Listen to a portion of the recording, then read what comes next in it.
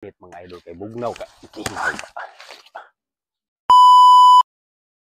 Hello mga idol. So ako lang tong i-shout out to nag-ingon mga idol nga diri sa among lugar.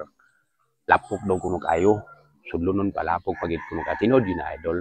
Dili gi ko mo kontra ning mga lapok. Pero og init siya mga idol, dali ra po kayo sa maugang dalan. Nya ang kaayahay diri sa among lugar kay og init sa sulod sa imong balay, run out wala electric fan, magkani ka sa gawas mga idol, pwede ka katawad og duyan o. Lansones, o kita nimo na lansones. Oh, bugnaw kay diri sa mga idol oh. Kita nimo na siya mga idol oh. So bugnaw kay diri nga lugar sa moa, muting init.